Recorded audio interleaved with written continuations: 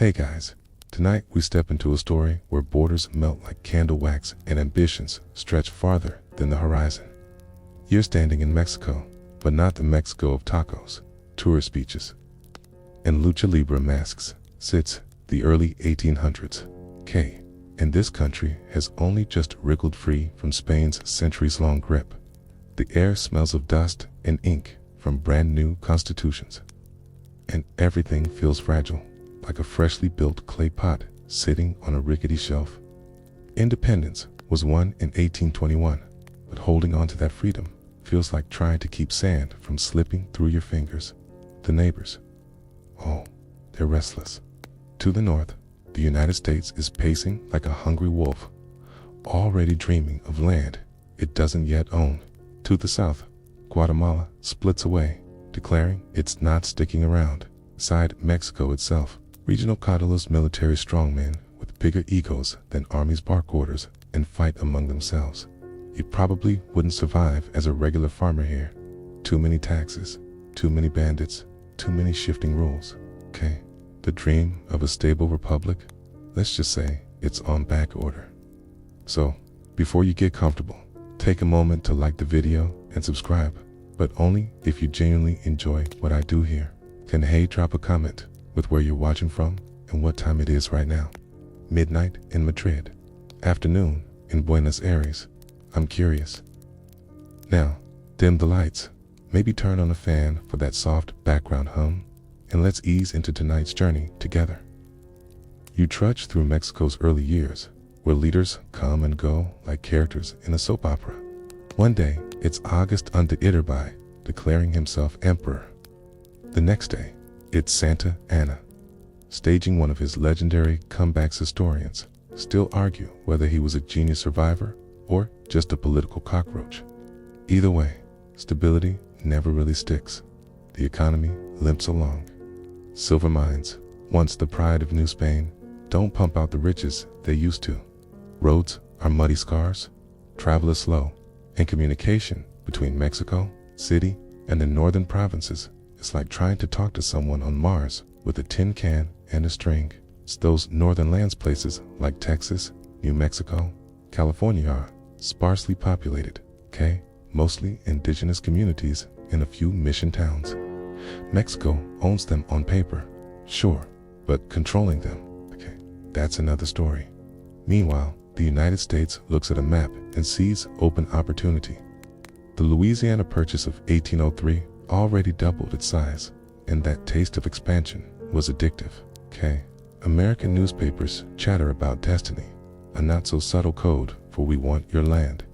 A quirky tidbit, us land speculators in the 1820s were already selling fake deeds to property in Texas plots they didn't own in a country they didn't control. Imagine buying a house today only to realize it's in another nation's backyard. For Mexico, holding territory this vast is like trying to hug a cactus. You can do it, but it's going to hurt. Soldiers are underpaid, peasants are overtaxed, and indigenous groups like the Comanche are raiding northern settlements faster than Mexico City can respond. By the time reinforcements arrive, weeks later, all the damage is already done. You wander through a Mexico City tavern in the 1820s and hear endless debates. Should the country follow a centralized model with power in the capital, or a federal system with provinces governing themselves? Each shift sparks another rebellion, another splinter movement. The United States, watching from the sidelines, doesn't just see chaos, it sees opportunity. And here's the kicker. While Mexico is trying to figure out how to run itself, it opens the door for foreigners to settle its lands, especially in Texas. The idea was simple. More settlers means more defense against hostile raids. But, like inviting strangers to crash on your couch, it quickly spirals out of control. You'll see that mess unfold soon. For now, you keep drifting across the young republic, feeling the unease. It's a country proud of its independence, yet surrounded by predators, weighed down by infighting, and too stretched out to defend its own borders. Half its land may still be intact, but the cracks are already showing, and you can almost hear them widening under your feet. You angle north and feel the ground change under your boots.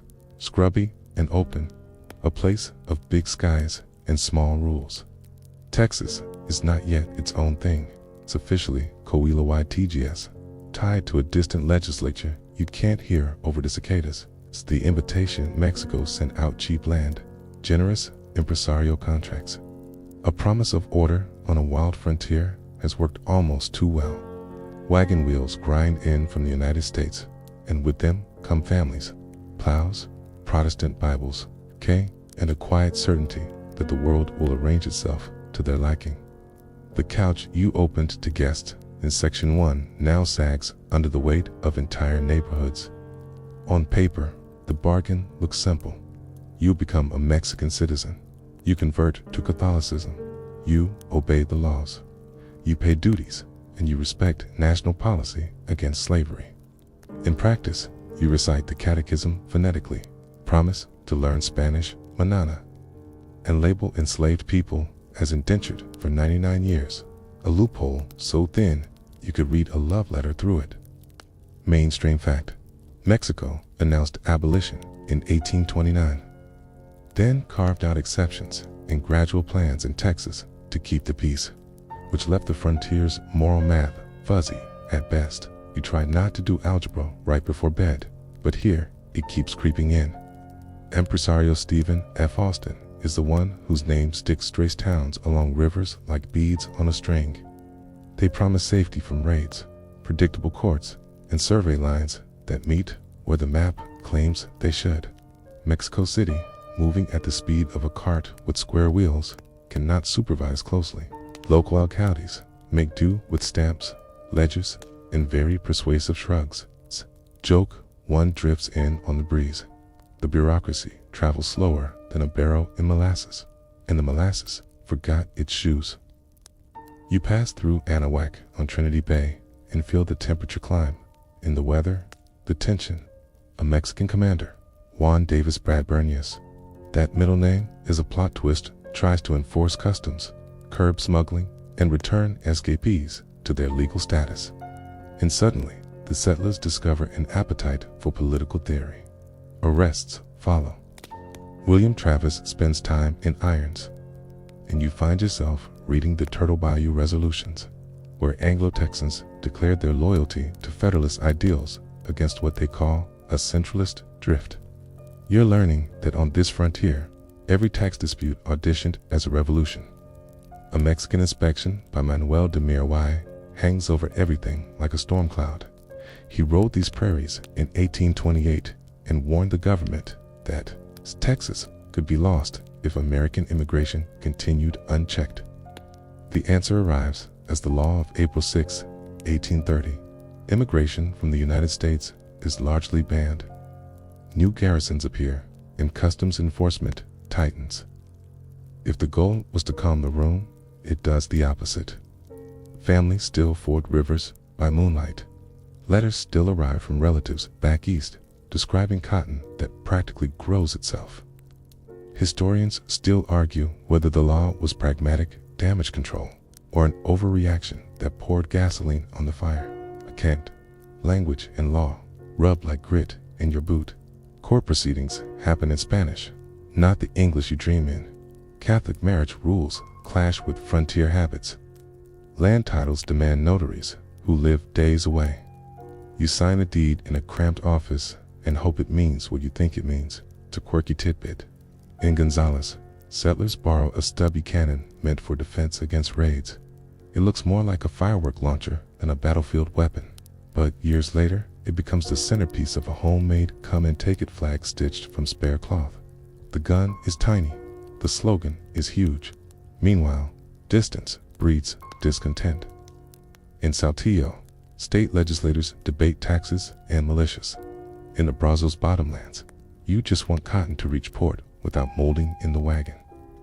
The 1824 Constitution once promised local autonomy, but Santa Anna's swing toward centralism rips up that promise. Its conventions in 1832 and 1833 draft petitions begging for separate statehood, lighter duties, and quicker mail.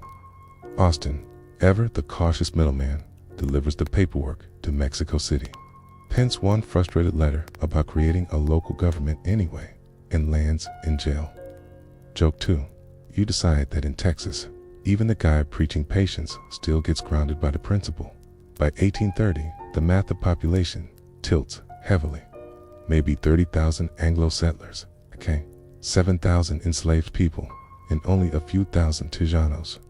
The imbalance is obvious, and every dispute now feels like majoritarian muscle flexing. Daily life runs on barter, rumors, and the sound of hoofbeats.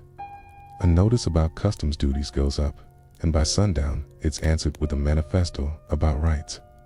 You shake your head like Joke 3, because, on this frontier, even grocery lists could spark political revolts. And yet, for all the shouting, you feel the deeper hum. A land promised one thing and given another. A government too far away, and a population already convinced it can do better alone.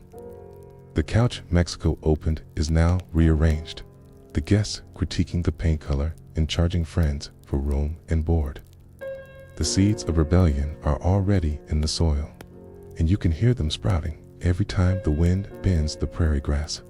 You drift closer to San Antonio, where the walls of a half-crumbled mission squat under the sun. Locals call it the Alamo, short for Alamo de Paris. And it wasn't meant to be legendary, it was just another outpost. It's stone thick enough to keep out heat and arrows. But by 1836, it becomes a stage that every school textbook later magnifies. Even though, at the time, it was just one tragic episode in a much larger, messier fight. The tension has snapped. Texas rebels, Anglo settlers, and some Tejano allies have decided Mexico's centralist policies are intolerable. They talk less about taxes now, and more about survival. Santa Anna, marching north with his scarlet-trimmed army, is determined to make an example. You probably wouldn't survive this siege. Food dwindles, water barrels run dry, and the cannon fire doesn't stop long enough for a nap. Mainstream fact: the siege of the Alamo lasts 13 days, from late February to early March 1836. Fewer than 200 defenders, towed out against several thousand Mexican troops. Among them are William B. Travis, James Bowie, bedridden with illness, pistols still in reach, and the famous Davy Crockett, whose buckskin cap is remembered more reliably than his actual battlefield actions. Historians still argue whether Crockett died swinging his rifle or surrendered and was executed afterward. Either way, his name gets stapled onto myth. Santa Anna's troops finally stormed the mission at dawn on March 6. The defenders fall, nearly all of them. Quirky tidbit: one cat reportedly survived the carnage, wandering through smoldering beams long after the smoke cleared. Later, storytellers conveniently leave out the feline cameo. It doesn't fit the macho narrative. You wandered through the ruins in imagination, stone scorched, air thick with dust. Santa Anna parades the victory as proof that rebellion is hopeless.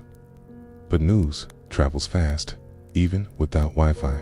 Across Texas, the fall of the Alamo doesn't crush morale, it inflames it. Remember the Alamo comes a rallying cry, catchy enough to sound like an early marketing jingle. Joke 1. If rebels had a merch booth, those words would have been printed on t-shirts by sundown. Meanwhile, another group of Texians signs the Texas Declaration of Independence in a drafty building at Washington and Brazos. Led. They don't wait for permission, they just declare.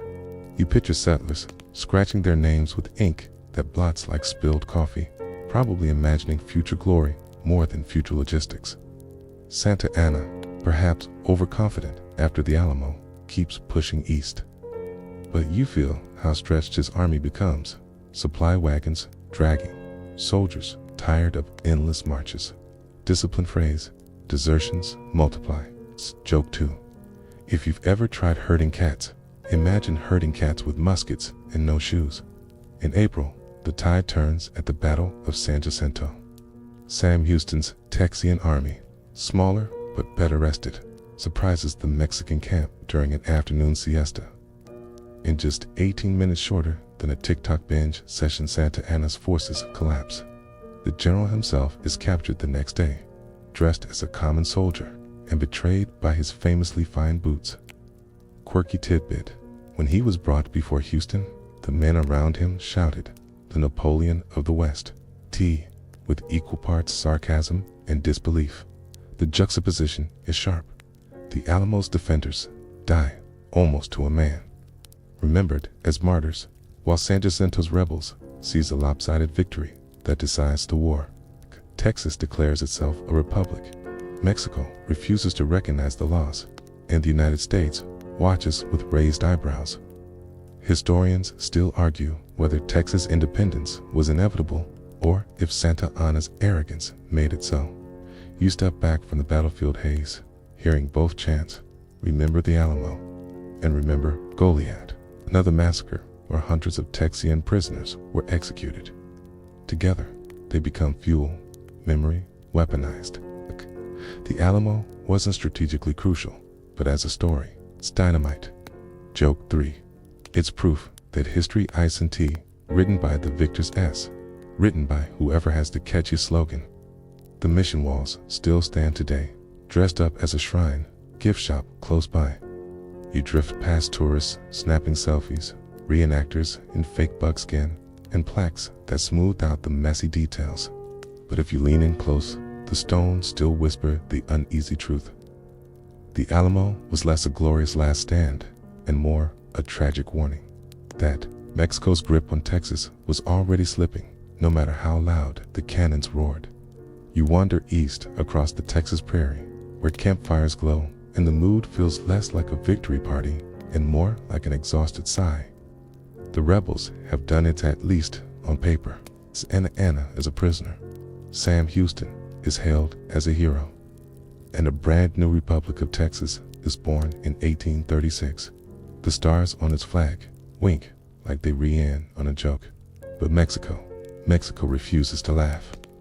For them, Texas is not lost, just temporarily occupied. You can almost hear the voice, "We'll be back for the rent." Mainstream fact: the Mexican government never formally recognized Texas independence. Even when treaties like Velasco were signed under Santa Anna's captivity, Mexico's leaders tore them up and claimed he had no authority as a prisoner. The new border drawn at the Rio Grande was more fantasy than fact. Mexico insisted the true limit was still the Nueces River, a couple hundred miles east. That fuzzy line would come back like a bad plot twist later. Inside Texas, you feel the contradictions. The government sets up shop in a series of ramshackle capitals: Columbia, Houston, then Austin, which was little more than a muddy outpost at the time. Money is scarce, debts pile up, and every horse looks like collateral. Quirky tidbit: at one point, the Republic of Texas printed its own paper money called redbacks. They depreciated so fast that folks joked they were worth more as wallpaper. Mexico, meanwhile, launches small expeditions to reclaim the territory, but none succeed. Guerrilla raids flare on the frontier, but full reconquest proves impossible. The U.S. sends mixed signals. Washington recognizes Texas as an independent republic in 1837, but doesn't rush to annex it. Partly out of fear of angering Mexico, partly because the slavery question looms like a thunderhead. You hear politicians in Washington mutter, "Another slave state, another fight in Congress, better to stall." Historians still argue whether the hesitation was more about diplomacy with Mexico or the slavery balance at home. The Texas leadership, impatient, keeps pestering for annexation. Presidents come and go: Houston Lamar, Houston Agenich, with a different vision. Lamar dreams of empires stretching west, while Houston whispers for caution, maybe even peace with Mexico. It's joke 1. It's like a startup boardroom where every new CEO wants to pivot to something flashier. Daily life in the Republic is rougher than the heroic portraits suggest. Settlers wrangle Comanche raids, crops that wither under heat, and the constant sense that Mexico's shadow still stretches across the horizon. You walk through a dusty tavern and hear 3 simultaneous conversations. One about joining the U.S., one about staying proudly independent, and one about whether the beer is watered down. Spoiler, it is. And yet, the very fact that Texas survives even wobbly, broke, and half-lawless sends a message. Mexico can no longer claim easy authority. The frontier, once managed by distant decrees, is now run by locals with rifles, slogans, and a knack for stubbornness. Joke 2. If grit were a currency, Texas would have been the richest nation in the hemisphere. Mexico's internal politics only deepen the problem. Coups shuffle through the capital like playing cards. Santa Anna himself bouncing in and out of power as if the presidency were a revolving door. Each time he falls, rebels cheer. Each time he returns, the cheers turn to groans. While generals argue in Mexico City, Texas consolidates slowly, unevenly, but undeniably. Still, Mexico never stops insisting. Texas is theirs. Maps published in Mexico City continue to shade it as national territory. School children are taught the land is stolen, not gone. A simmering resentment brews, one that will boil over when the United States finally decides to make its move. Quirky note for your midnight brain. During this period, some Texans half-joked about raising their own navy, and they actually did. Tiny ships like the Invincible and Brutus sailed under the Lone Star flag, raiding Mexican supply lines. They weren't exactly the Royal Navy, but they gave the Republic just enough swagger to feel like a real country. Joke 3. Imagine a country so broke it can't pay soldiers, but it still finds cash for a couple of pirate ships. You keep drifting across the open grassland where flags rise and fall, but the wind always stays the same. Mexico insists Texas belongs to them. Texas insists it's free. The United States pretends to hesitate, but really it's just waiting for the right excuse. And in the silence between gunfire and debate, you hear the creak of that fragile border, already straining to snap again. You wander north again, and the air feels different, thicker with ambition, lighter with swagger. In Washington, D.C., maps are unrolled like magic carpets, and politicians lean in with gleaming eyes. To them, Texas is more than a troublesome frontier. It's a stepping stone to the Pacific, a chance to stretch America's limbs until they brush both oceans. The phrase manifest destiny hasn't yet been coined in the 1830s, but you can already hear the drumbeat behind closed doors. This land was meant for us. Mainstream fact: by the 1840s, manifest destiny becomes the rallying cry for expansion. The belief that the United States is divinely ordained to cover the continent. It sounds noble in speeches, but in practice, it translates to "we want more land, and we'll figure out the justification later." Joke 1. It's basically the historical version of dibs, shouted at a playground, except backed by cannons and Congress. You picture men like John Quincy Adams warning that annexing Texas would mean war with Mexico, while others, like Andrew Jackson and John Tyler, nod eagerly, imagining new cotton fields and more political leverage. Slavery sits at the center of every debate, a specter that makes every handshake sweatier. Another slave state tips the balance in the South's favor, and Northern politicians can already feel the cracks in the Union widening. Historians still argue whether expansionists push for Texas mainly out of ideology or as a calculated move to strengthen the slave-holding bloc. Meanwhile, settlers stream westward. Trails snake across forests and plains, wagon wheels etching ruts deep enough to survive 2 centuries. It's a quirky tidbit. Some pioneers literally carried guidebooks that promised shortcut routes to Texas, complete with maps drawn by men who had never actually traveled them. More than a few families discovered their shortcut was just a slightly faster road to disaster. Mexico, watching from afar, fumes at every rumor of U.S. annexation. Officially, they still claim Texas is part of their territory. Every attempt to negotiate ends with someone slamming the table. You drift into a smoky, diplomatic parlor where envoys mutter through translators, one side saying reunion is impossible, the other saying recognition is off the table. No progress, just more ink spilled. Can't yet.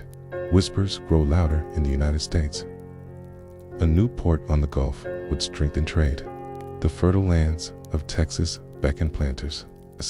The idea of controlling the southwest New Mexico, Arizona, even California begins to sparkle in their imagination. Joke 2. It's like someone saw the first episode of a Netflix series and immediately demanded the whole season, spin-offs included. You step through New Orleans docks, where merchants dream of Texan cotton flooding their markets. Newspapers splash headlines about American settlers abroad, painting them as plucky heroes, fending off Mexican tyranny. The irony, those same settlers broke Mexico's laws on slavery, customs, and religion. But the papers leave that part on the cutting room floor. In the West, the United States eyes California with particular hunger. Spanish missions, the coast, vineyards sprout in sunlit valleys. The harbor at San Francisco looks like a natural magnet for global trade. Imagine the U.S. Navy parked there suddenly. The Pacific isn't a frontier, it's a highway. Quirky note: one American diplomat described California as the richest, Tina, the most beautiful, the healthiest country in the world, which makes you wonder if he'd ever actually been there or just squinted at a postcard. You drift back to Washington, where the debate rages on. Annexation of Texas could trigger war, but politicians gambled that Mexico is too weak, too divided, to resist for long. Remember Santa Anna's revolving door presidencies? That instability makes the U.S. confident, but confidence can blur into arrogance, and arrogance usually ends with marching boots. Joke 3. You realize the United States at this point is like that one friend who borrows your pen, then your notebook, then your desk, and eventually says, "By the way, I live here now." The hunger for land, the rhetoric of destiny, the clash over slavery, all of it builds like storm clouds. For Mexico, the danger is clear. The neighbor to the north doesn't just want Texas, it wants everything from the Nueces River to the Pacific shore. And once Washington decides to reach, Mexico's grip on half its territory will feel as thin as paper under rain. You drift into the mid-1840s, where conversations in Washington finally tip from cautious murmurs to bold declarations. Annexation of Texas, once the political third rail, now crackles with energy. The election of 1844 becomes a referendum on it.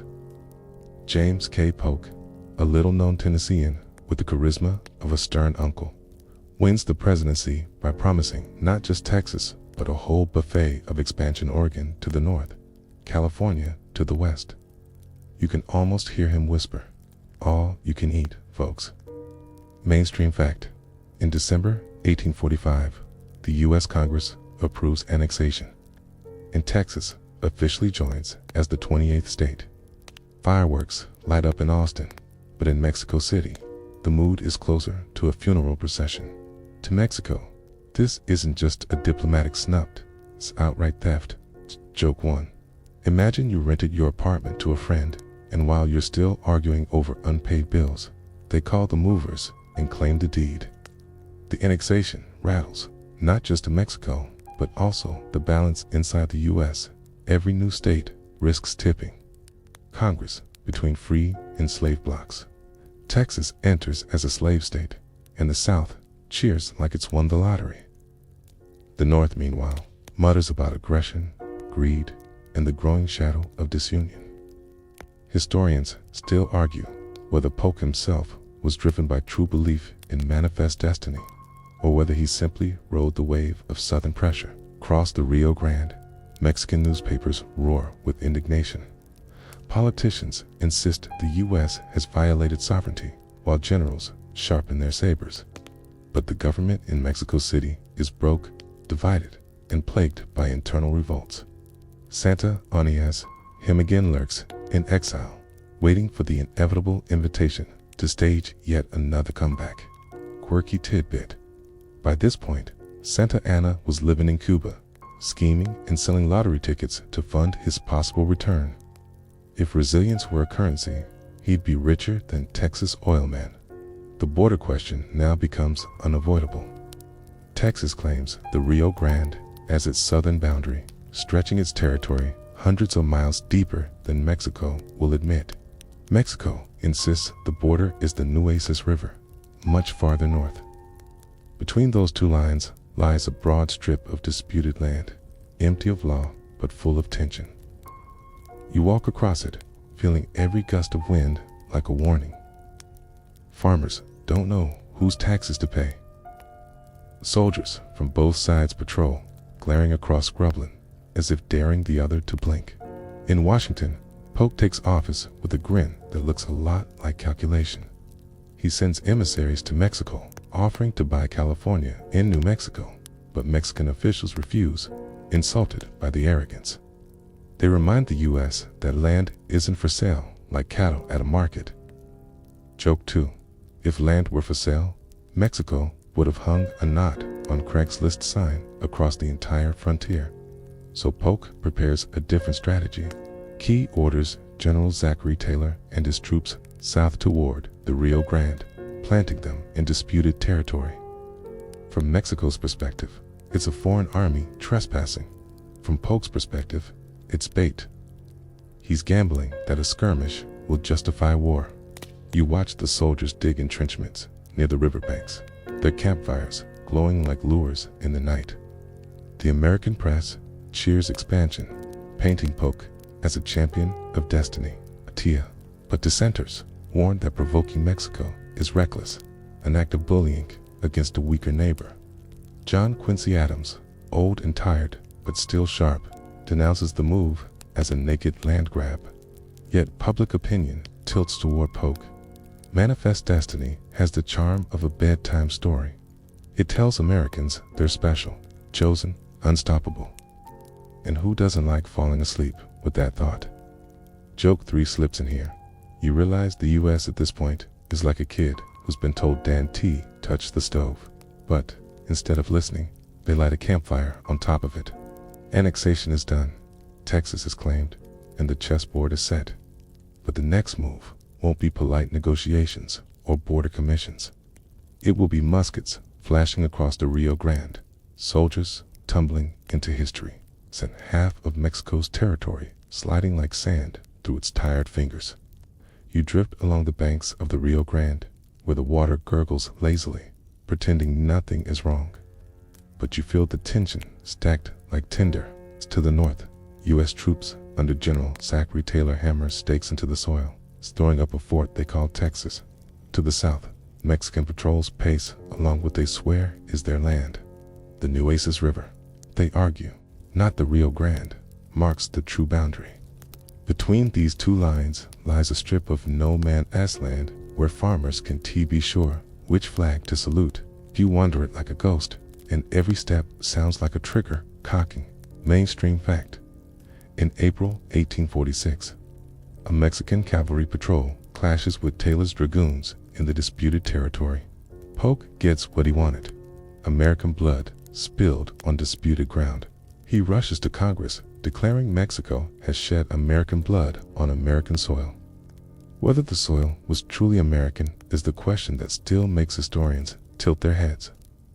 Historians still argue whether Polk deliberately engineered the skirmish or just opportunistically spun it into Case's belly. Quirky tidbit. The clash began with about 60 Mexican horsemen surprising a small American patrol. 11 U.S. soldiers were killed, and the rest captured. For Polk, those 11 were worth more than their weight in gold.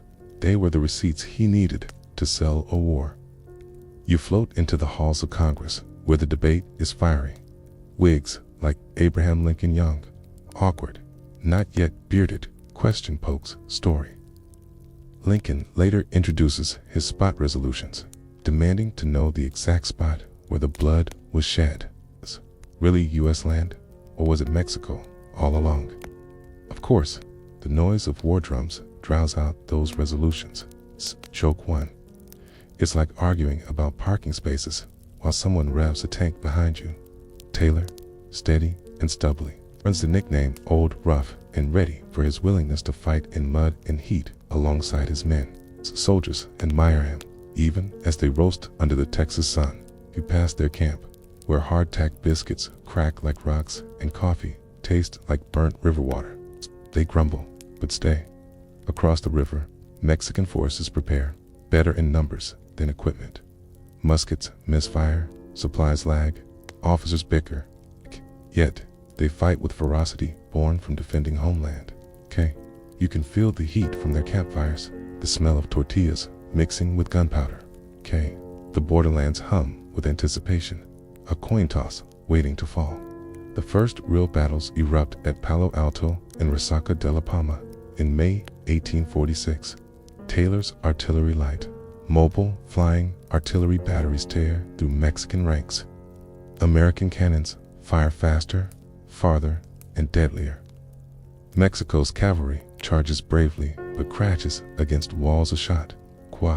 By the end, Taylor holds the field, and U.S. newspapers hail it as proof of American superiority.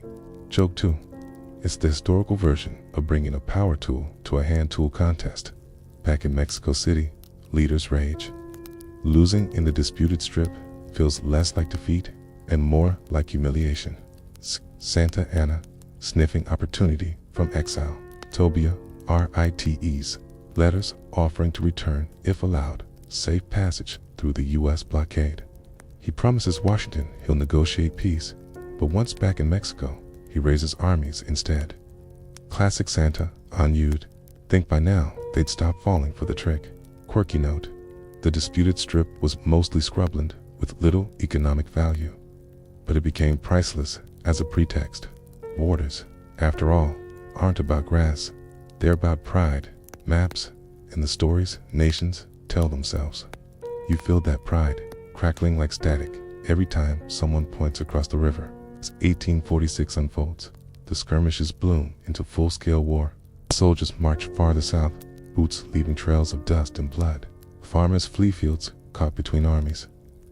Politicians in Washington sip whiskey and toast expansion, while in Mexico City, its leaders clutch their temples, wondering how to hold back a tide. Joke 3 sneaks in. You realize the Rio Grande at this point isn't a river, it's more like a fuse, already lit, hissing toward the powder keg. The blurred borderlines are no longer just cartographer squiggles, but trenches, graves, and headlines. And as you drift along the Rio Grande at night, hearing the frogs croak like war drums, you know the fuse is almost burned down. You step into the summer heat of 1846, where dust curls above marching columns and the sound of bugles slices the air. The Mexican-American War has officially burst open. Congress has declared it. Polk has sold it, and armies now trudge across landscapes that had only months ago been argued about in smoky taverns. You wouldn't last a week here. The heat, the dysentery, the endless drilling, it's less glorious campaign and more extended camping trip from hell. It's a mainstream fact. The war officially begins in May 1846, following the clashes at Palo Alto and Resaca de la Palma. Taylor pushes his troops south into Mexican territory, crossing the Rio Grande and occupying Matamoros, then Monterrey. Victories come, but they're not always clean. Monterrey, for example, is taken only after bloody street-to-street fighting, and Taylor grants the Mexican defenders an armistice so generous it makes Polk fume back in Washington. Historians still argue whether Taylor's leniency was humane pragmatism or a poor strategy that prolonged the war. Quirky tidbit: some of the U.S. troops marching into Mexico wore uniforms so worn out they looked more like scarecrows than soldiers. Volunteers especially showed up in mismatched gear flannel shirts, straw hats, even barefoot. Locals reportedly laughed at the sight, though not for long. Once the cannons spoke, the United States fields two kinds of fighters: professional regulars and eager volunteers. The regulars drill and obey. The volunteers, they're rowdy, sometimes drunk, often ill-disciplined. In camp, brawls break out as often as dice games. One observer joked the volunteers were as dangerous to their own officers as to the enemy. Joke 1. Imagine trying to command an army made up of guys who think rank is just a bad smell. Mexico's forces, by contrast, fight with grit but face crippling disadvantages. Its leadership squabbles split the command, equipment is outdated, and supply lines barely function. Soldiers march hungry, barefoot, sometimes armed with old flintlocks against U.S. rifles. Yet, they fight with fury, defending villages, homes, and fields. You can hear women shouting from doorways, handing water or stones, urging resistance, even when odds are hopeless. As Taylor advances in the north, another front opens in California. American settlers there, encouraged by rumors of U.S. designs, stage the Bear Flag Revolt in June 1846. They hoist a flag with a crude bear sketched on it. So crude, one observer said it looked more like a pig. Still, it becomes the symbol of California's break from Mexican control. The U.S. Navy arrives soon after, planting stars and stripes at Monterey and San Francisco. Joke 2. You realize even doodles on bedsheets can become national symbols if history decides to keep them. Meanwhile, Polk's strategy expands. He doesn't just want to defend Texas. He wants to push deep into Mexico. His orders go out for campaigns in New Mexico and California, and later, a march on Mexico City itself. The war scope balloons overnight. Volunteers pour in from states across the Union: Kentucky riflemen, Illinois farm boys, Mississippi adventurers. Some are chasing pay, some glory, and some just an escape from plowing fields. In Mexico, political turmoil spins like a carousel. One week, a new general commands. The next, Santa Anna is invited back again, the promise that he'll lead the defense. He slips past a U.S. blockade with Polk's permission. Yes, really, having assured American officials he'll negotiate peace. Instead, he flips the script and rallies Mexico's armies. Joke 3. It's like lending your neighbor gas for their car, only to watch them drive it straight at you. You drift across the battlefields where contrasts sharpen. At Buena Vista, Mexican lancers charge with brilliant bravery but are repelled by disciplined American volleys. At sea, U.S. ships blockade Mexico's ports, choking trade. Across the continent, battles echo, each one shrinking Mexico's grip on its northern territories. And still, ordinary life goes on. Mexican villagers hide harvests to keep soldiers both American and Mexican from seizing them. U.S. soldiers write home about cactus, strange fruits, and the blinding sun. One soldier even marvels at the tortilla, calling it ingenious bread that bends without breaking. He doesn't know it, but he's tasting the future staple of half the continent. The war has turned from border skirmish to continental struggle. And as you drift under that burning sky, watching armies tramp through dust and cactus, you can feel the imbalance. One side marches with factories, ships, and fresh volunteers. The other defends with courage, stretched thin by hunger. The scales are tipping, and the weight of destiny feels less like fate and more like raw force. You trail General Zachary Taylor's boots southward, the dust clinging to his faded coat. He's called old, rough, and ready, and the name fits he chews on cigars that burn down to his lips, naps under wagons, and looks more like a grumpy farmer than a polished officer. But soldiers love him because he bleeds the same mud they do. Victories at Palo Alto, Monterey, and Buena Vista make him a household name back in the United States. Mothers name their babies after him. Newspapers sketch him like a folk hero. Kid yourself, smirking joke. One he's basically the 1840s version of trending on Twitter. Only his hashtag is musket smoke. Mainstream fact, Buena Vista fought in February 1847. Keats Taylor's 5,000 men against Santa Anna's force of nearly 15,000. Against the odds, Taylor holds, using terrain and disciplined firepower to beat back Mexican charges. Historians still argue whether Santa Anna lost because of poor tactics or simply because his exhausted soldiers couldn't match the U.S. artillery. Either way, Taylor cements his legend and later rides that fame straight into the White House. Meanwhile, Polk grows nervous. Taylor's popularity makes him politically dangerous. Polk doesn't want a future rival, so he shifts the spotlight. Enter General Winfield Scott, nicknamed Old Fuss and Feathers for his obsession with shiny buttons, polished boots, and parade ground perfection. Where Taylor is rough edges, Scott is straight lines. Quirky tidbit: Scott once wrote detailed instructions on the proper height of officers' plumes, a level of micromanagement that makes you roll your eyes even in your sleep. Scott lands at Veracruz in March 1847 with an amphibious assault, the first major one in U.S. history. Navy ships line up offshore, hurling shells into the fortress while soldiers wade ashore. You can almost hear the surf mix with cannon blasts. The siege lasts 3 weeks, then Veracruz falls, opening the road straight to Mexico City.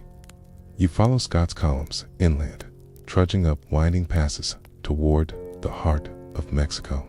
Battles light the path: Cerro Gordo, Contreras, Churubusco, each a test of terrain and grit. At Cerro Gordo, Scott outflanks Santa Anna with a hidden mountain trail, catching Mexican forces off guard.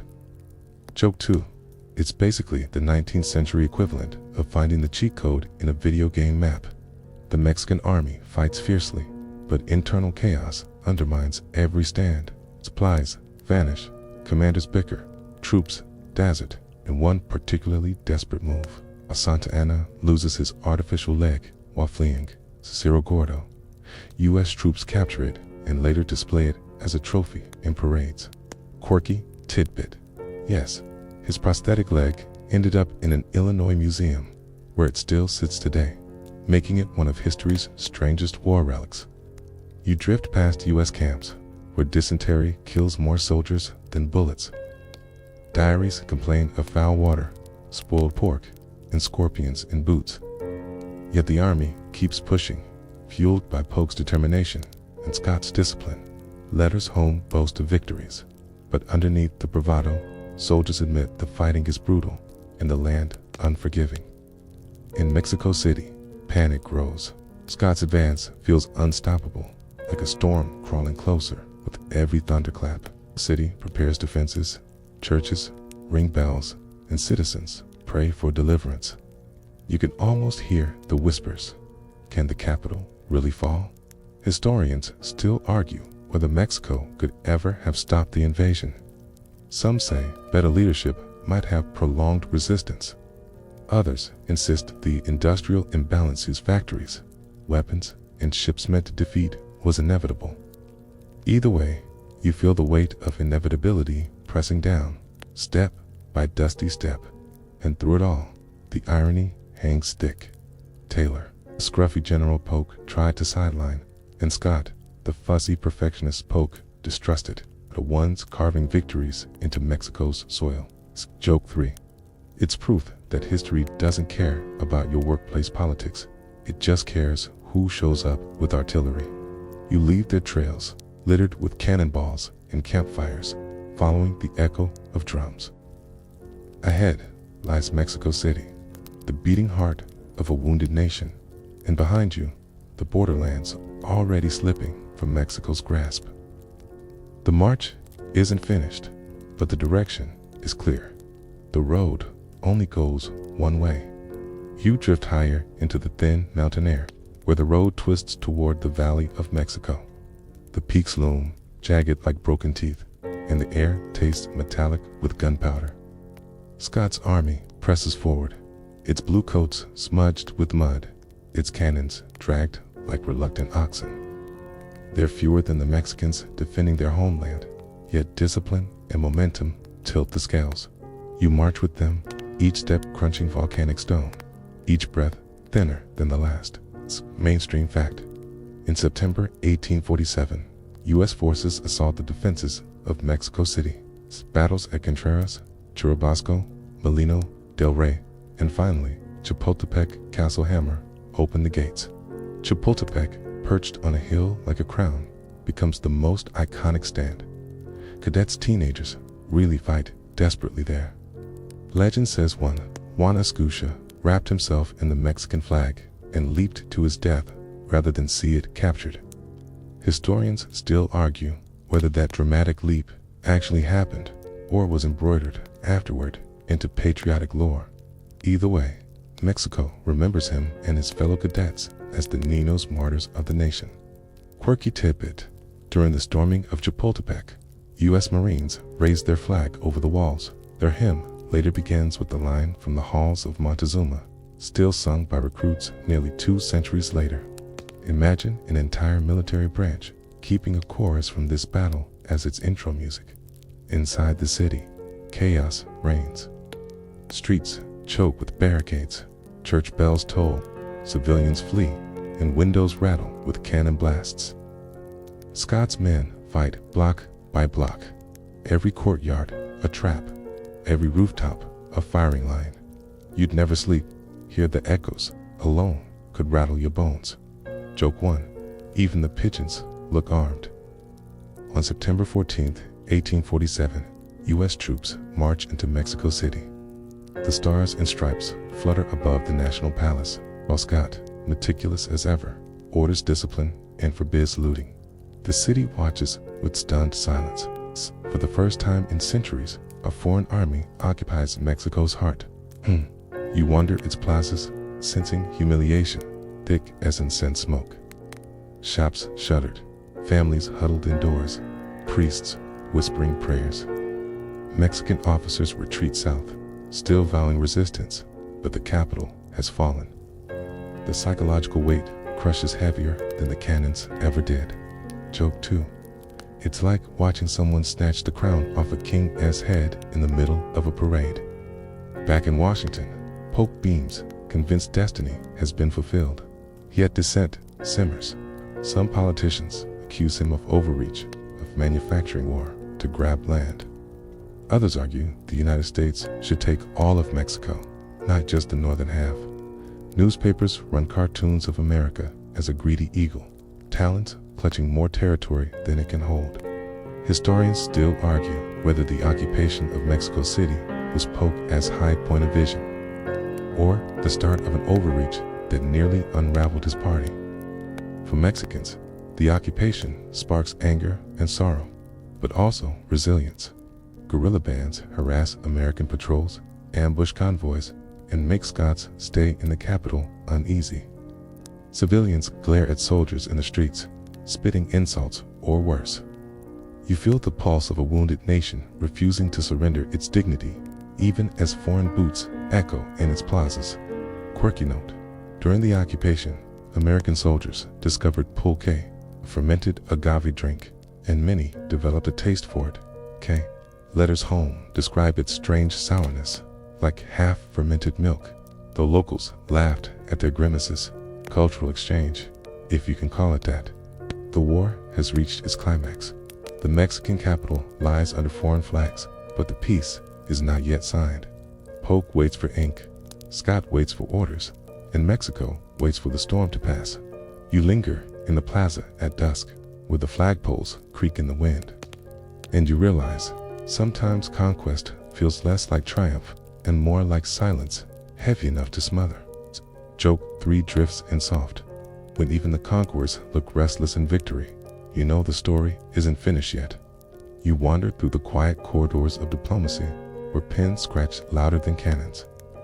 The war has burned hot, but now the ink is hotter.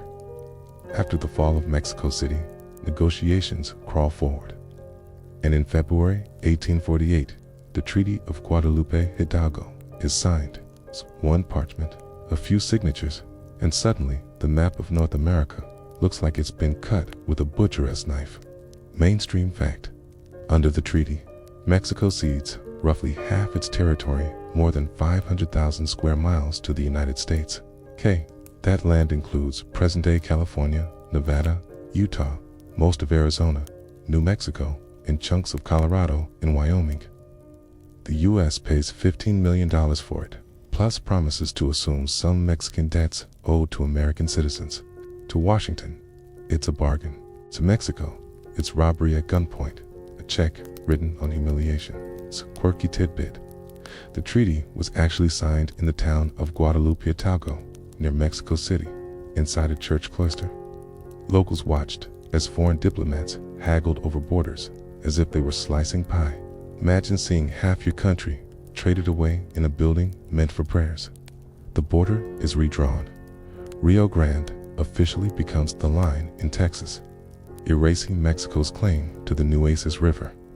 You trace it on the map, feeling how arbitrary it looks, one river chosen over another, like destiny playing EENIE-MEENIE-MINEY-MO.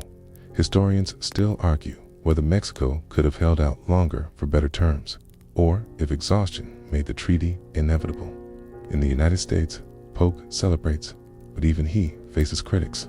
Kate, anti-war Whigs, grumbled that the conflict was immoral, a war of conquest. Others fear the massive new lands will reopen the slavery debate with fresh venom. There, right, every acre added is another wound tearing the Union's fragile skin. Mexico reels from the loss. Citizens call the treaty a betrayal. Politicians squabble, soldiers sulk, and poets mourn. The land isn't just soil, it's memory. Rivers, mountains, pueblos all suddenly gone. Joke 1. It's like waking up to find someone sold your childhood bedroom while you were still sleeping in it. The U.S. Army withdraws, leaving graffiti carved into convent walls, footprints in plazas, and a bitterness that lingers. In taverns across Mexico, you hear the same mutter. We were not defeated by destiny. We were defeated by division. The sentiment is harsh, but not wrong.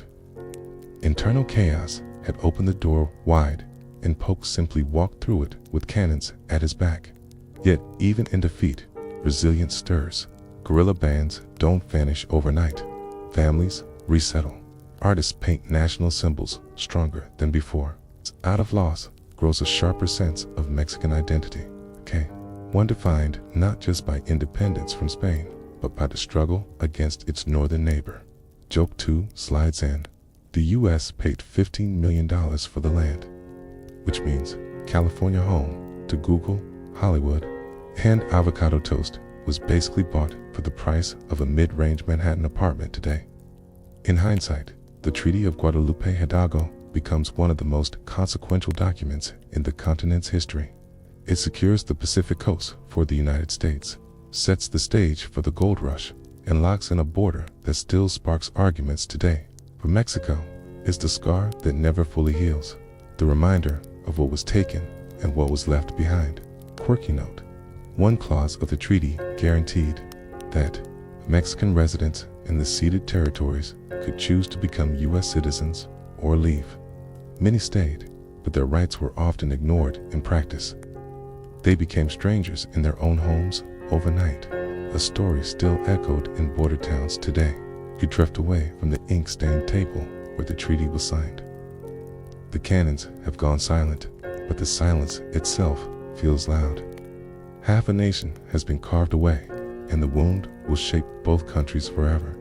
Joke 3 whispers like a smirk.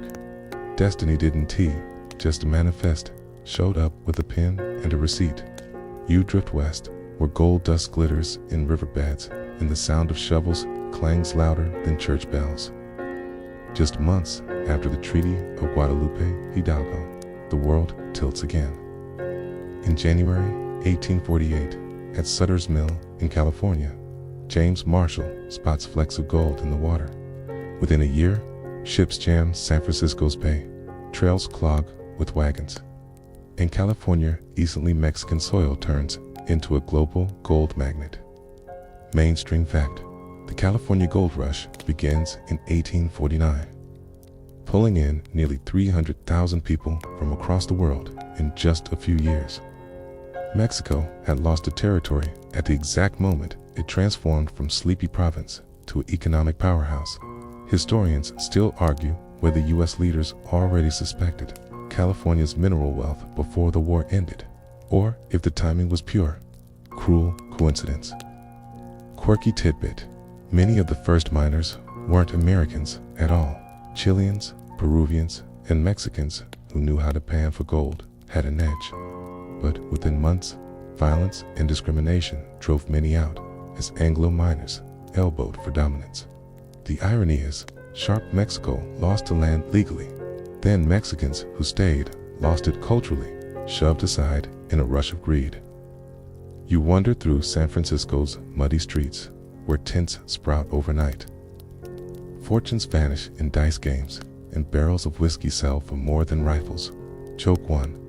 A single egg in the boomtown could cost the same as a day's wage scrambled eggs, with basically fine dining. For the United States, the rush multiplies the insult to Mexico. Overnight, the new territory proves to be worth far more than the $15 million Polk had paid. California becomes not just a state, but a symbol gold in its rivers, ports on its coast. Destiny realized. Meanwhile, Mexico looks north and sees wealth extracted from veins that should have been theirs. Railroads, banks, and merchants flourish. San Francisco mushrooms from a hamlet of a few hundred to a roaring city of tens of thousands. You can almost hear hammers pounding, steam whistles shrieking, and prospectors laughing or crying depending on what their pans reveal. In less than a decade, California is petitioning for statehood, a process fast-tracked because the U.S. cannot risk such a rich jewel slipping loose. Historians still argue whether Mexico could have developed California in time had it held on, or whether distance, poverty, and political chaos would have doomed it anyway. But the what-ifs don't soften the blow. You feel Mexico's frustration, like watching a winning lottery ticket get snatched from your hands before you even scratched it. Quirky note: many early Californians paid for goods, not with US dollars, but with gold dust. Shopkeepers kept tiny scales on counters, measuring pinches like spice. Some even chewed the flakes to make sure they weren't fool's gold. Imagine buying a loaf of bread by sprinkling a few crumbs of treasure onto the counter. For Mexico, the loss of California is more than land, it's a permanent reminder of opportunity stolen. The seeded deserts might have seemed barren, but California proves the opposite. Joke 2. Destiny doesn't just manifest, it rubs salt in the wound by throwing a gold party on your porch after kicking you out. As the gold rush reshapes the world, the balance between Mexico and the United States grows even starker. One nation expands, rich and restless. The other contracts, wounded and weary. The echo of this imbalance will reverberate for generations, in trade, in migration, in culture itself. And as you drift through the noise of boomtown saloons and the silence of abandoned diggings, you realize how quickly fortune can flip, how one riverbed discovery can tilt continents. Joke 3 trickles in like river water. History has a nasty sense of humor, hands the land to one side, okay? Then immediately hides gold in it, just a twist of the knife. You wander into the northern deserts, where the horizon melts into mirages, and silence rules louder than any general. These lands, New Mexico, Arizona, Nevada, had been Mexico's too, until the treaty carved them away. Now they lie scarred, dotted with abandoned villages, indigenous trails, and the faint traces of old presidios. You walk across cracked soil, hearing the crunch of cactus needles and the sigh of wind through canyons. This is the part of the lost people forget, the empty half-whisper of places left behind. It's mainstream fact. After 1848, these territories became U.S. soil, though settlement was slow at first. The deserts seemed useless to many Americans, a vast wasteland between Texas and California. It would take railroads, silver strikes, and military forts to pull them into the national story. For Mexico, though, this wasn't wasteland. It was heritage, missions, pueblos, trails that once connected the viceroyalty like veins. Historians still argue whether Mexico could have held these regions if it had invested more in infrastructure earlier, or if the distances and costs made them impossible to govern.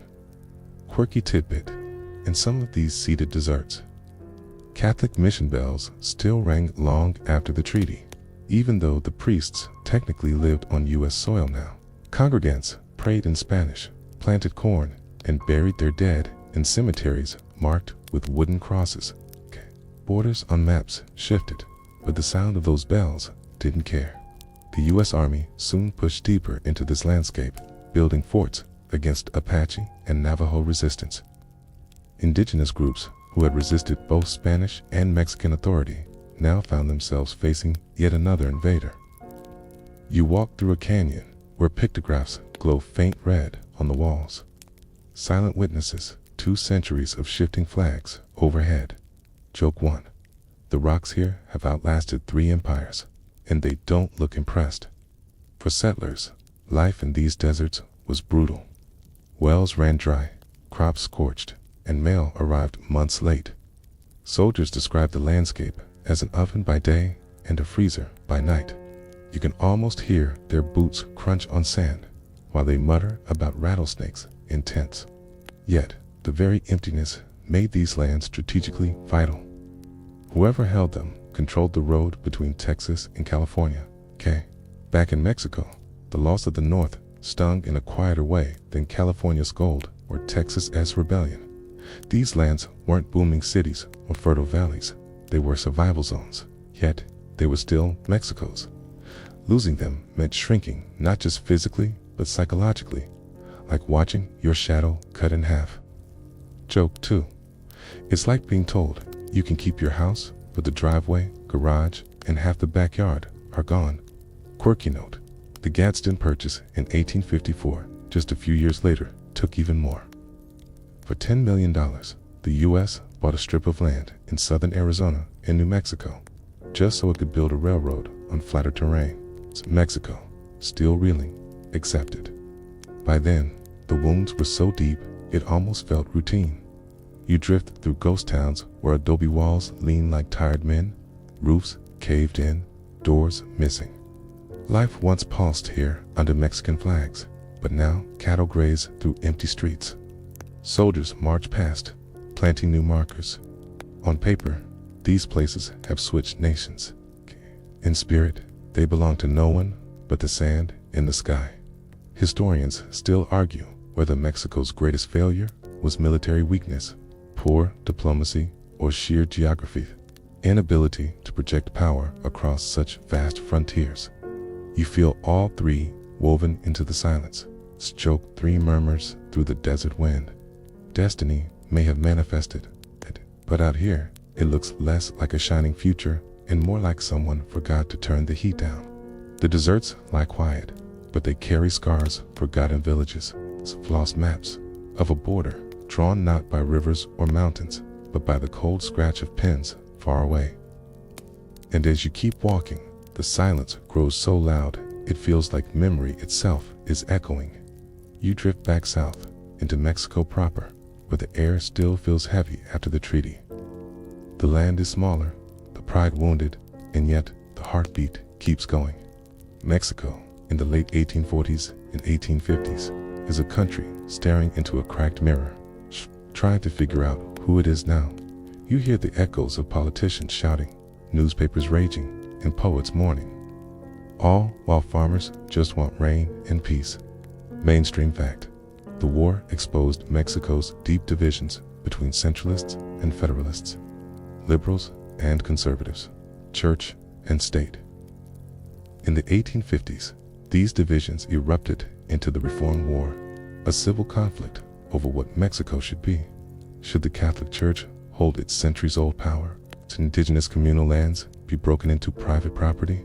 Historians still argue whether Mexico's weakness after the U.S. war was caused more by foreign defeat or by these unresolved internal battles. Quirky tidbit: even after losing half its territory, Mexico had a curious sense of deja vu with Santa Anna. He came back again in the 1850s, selling the Gadsden purchase strip to the U.S. for $10 million. He used some of the money to fund his lavish lifestyle, including hosting extravagant parties and reportedly ordering his servants to treat his prosthetic leg with more ceremony than some guests. You almost laugh, but then remember the price tag and another slice of land gone. For everyday Mexicans, life trudged on. Markets bustled with maize, beans, and chili. Pool case still foamed in earthen mugs. Plazas filled with music. But beneath it, there was always the sting. The North was gone. The border shifted. The map scarred. Joke 1. You can almost picture school teachers holding up old atlases and saying, well, kids, ignore half of this. It's outdated by a decade. The intellectual class pushed back with pens and presses. Writers like Ignacio and Benito, before his presidency, argued for reform, resilience, and secular government. Pride began to rebuild, not from conquest, but from culture and reform. You hear debates about railroads, education, and land redistribution, attempts to modernize the country, still licking its wounds. Meanwhile, the United States surges ahead, fueled by gold, railroads, and industrialization. Every new U.S. census shows swelling numbers. Every new state, another reminder of expansion. Mexico, in comparison, looks slower, poorer, more fractured. It is not defeated entirely, it's reshaping. Joke 2. Think of it like someone tripping down a staircase, but still managing to grab the railing before smashing all the way down. Quirky note: Mexico's national anthem, written in 1854, reflects this era. Its verses thunder about defending the homeland to the cry of war.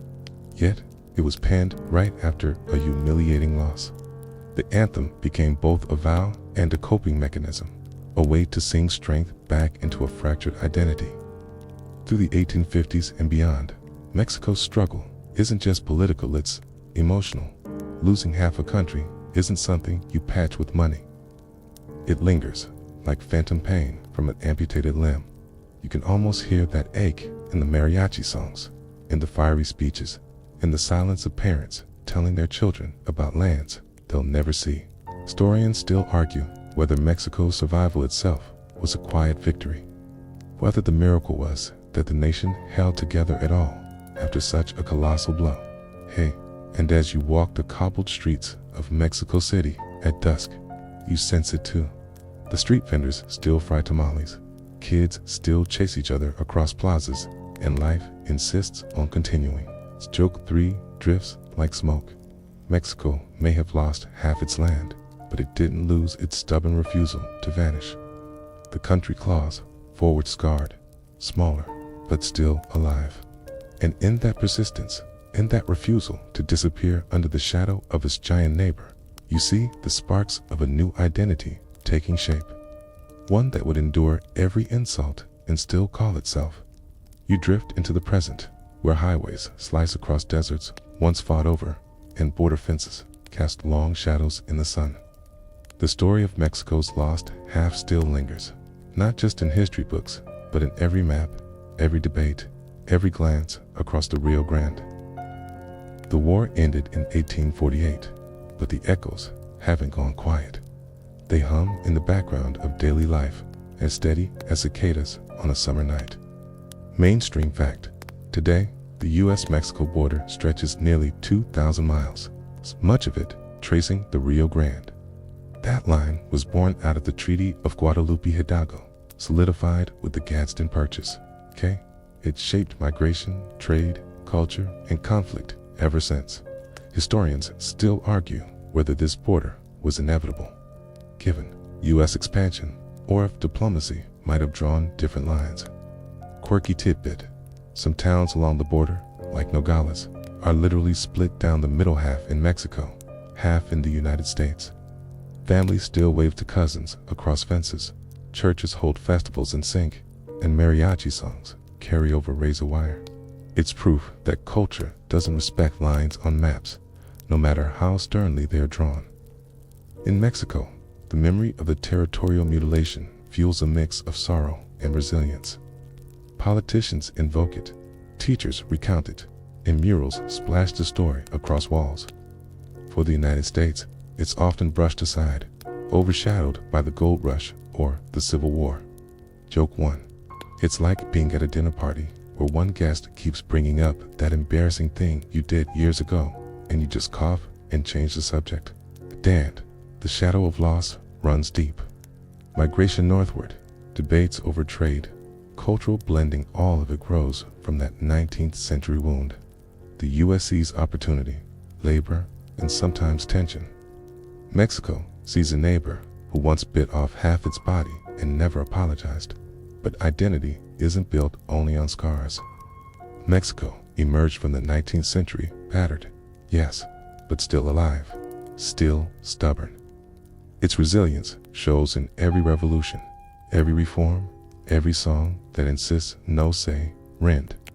The U.S. became the continental giant, but Mexico became something equally enduring, a nation defined by persistence, by pride that refuses to shrink even when the map did. Joke 2. If countries had tender bios, Mexico's would probably read, lost half my territory, but still hotter than ever. The shadow lingers most clearly in how both nations remember. In the U.S., the war is a footnote, skimmed past in classrooms. In Mexico, it's a wound taught with fire, a reminder of vulnerability and of the need to hold tight to what remains.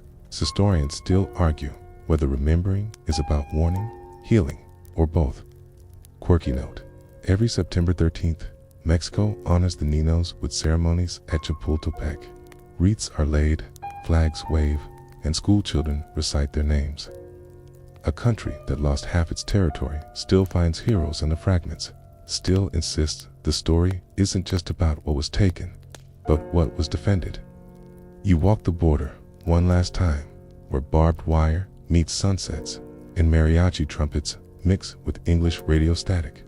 The ghosts of soldiers, settlers, and politicians whisper through the desert wind.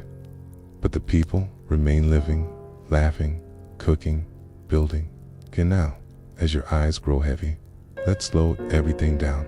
The cannons fade, replaced by the hush of night air. The maps roll back up, their sharp lines softening into gentle folds. You're left with the image of rivers winding patiently, of mountains standing indifferent, of deserts that outlast every flag planted on them. Borders are human inventions. The land itself just waits, silent and eternal. So breathe a little deeper now.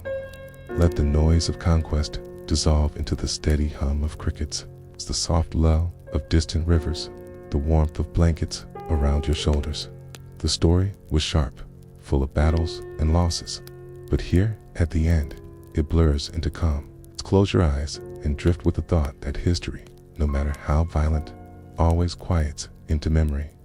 And memory, in its way, is softer than stone, more patient than time. Sleep easy. The land will still be here tomorrow.